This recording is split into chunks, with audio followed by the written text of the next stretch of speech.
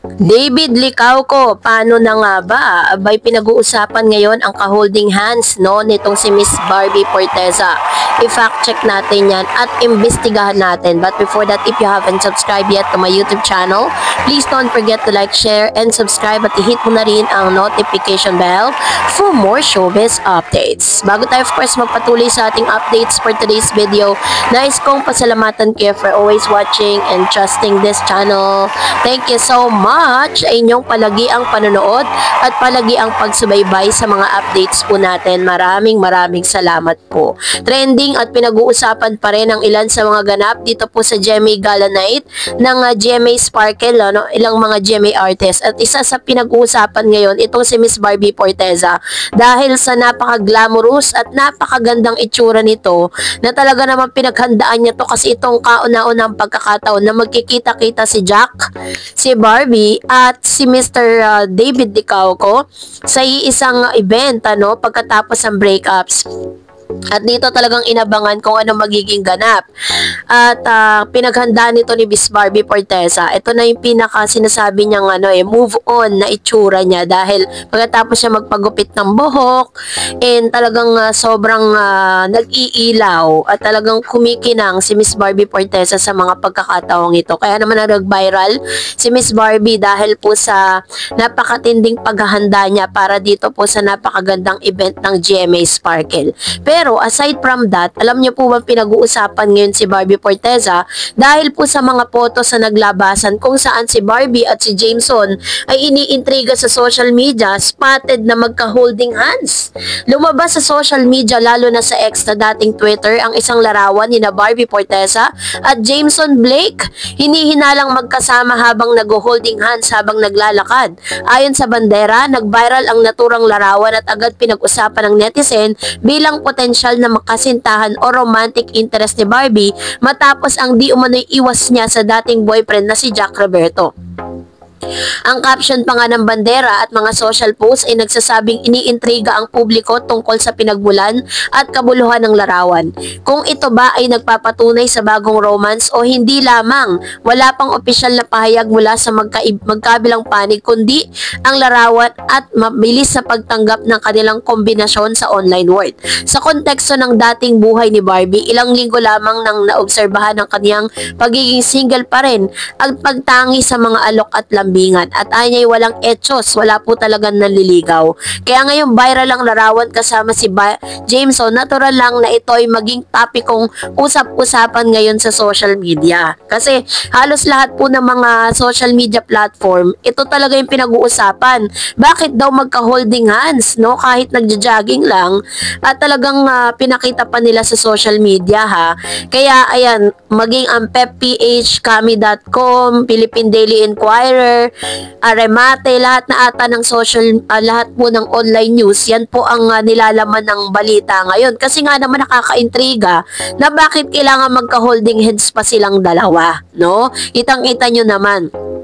Alam nyo po, ganito lang yan. Kung totoo talaga, or para po sa kalinawan ng lahat, kung meron na pong namumuong pag-iibigan between them, hindi po yan magpo-post ng ganyan. Kasi gusto ko pong ipaalam sa inyo na lahat po na napapanood ninyo at nakikita nyo sa social media ngayon between Jameson Blake at Miss Barbie Forteza, lahat po yan for the showbiz.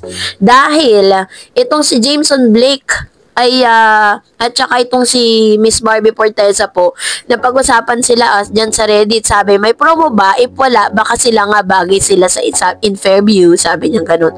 Obviously, pang promo lang lahat yan. May movie sila, ganyan si Barbie pag may pinopromote siya. Ayan. So, ganyan po yung mga speculation patungkol sa isyong ito. Ngayon, syempre, para po lang patunayan sa inyo na wala pong kahalong etyosan yan, walang halong romantic relationship. Dahil itong si Barbie Forteza at si Mr. Jameson Blake, may ginagawa po silang serye, no? Dito po sa Netflix. Kung hindi nyo pa po natatanong, itong si Miss Barbie Forteza at saka po si Jameson ay kasama po ng isang magaling na aktres at komedyan na si Miss Miss Eugene Domingo, meron po silang tinatawag na Kontrabida Academy na ginagawa po ngayon.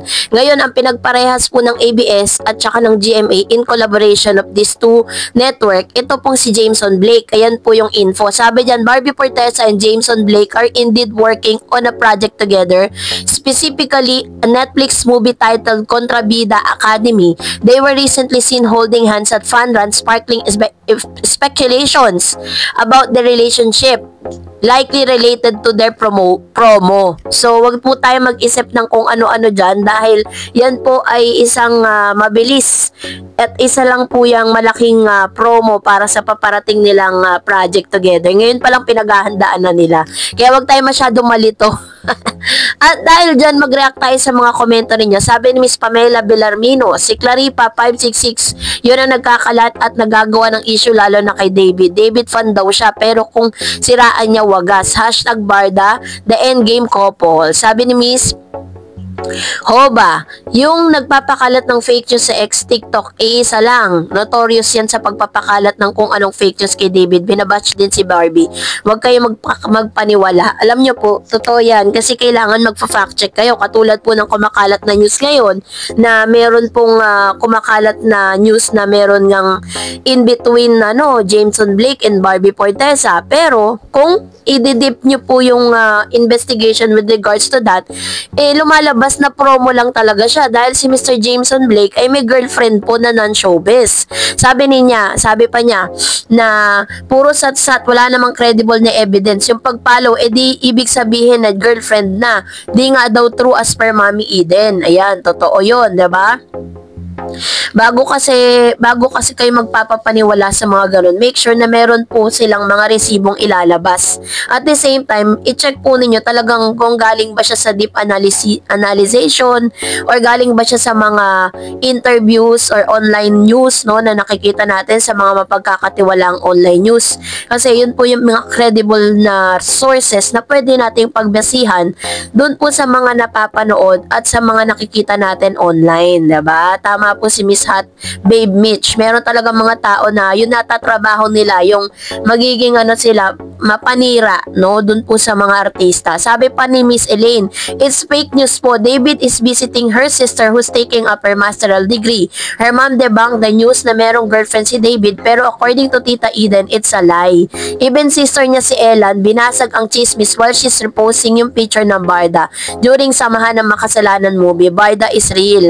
Ayan. So, mga pamilya na po nila ang nag-debunk ng lies, ng mga fake news po sa social media to make sure na talagang hindi tayo masyadong maliligaw dun sa mga ganong klase ng news. So, let's be vigilant for that.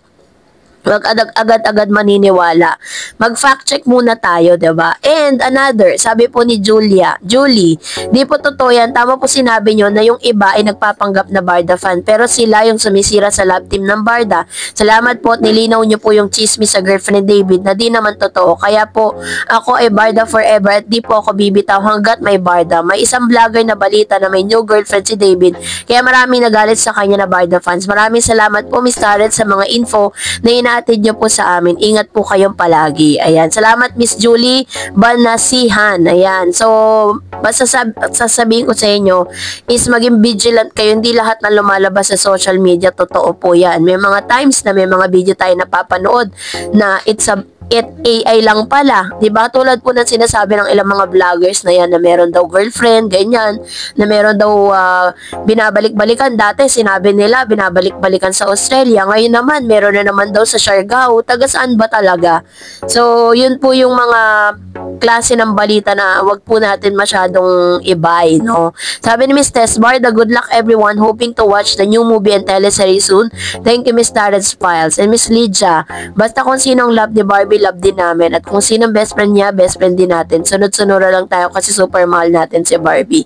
Ayan. So, isa ito sa talaga namang masasabi mo na sobrang love na love itong si Miss Barbie Forteza, Kaya naman maraming salamat po sa inyong laging panonood at pagsubaybay sa mga updates po natin.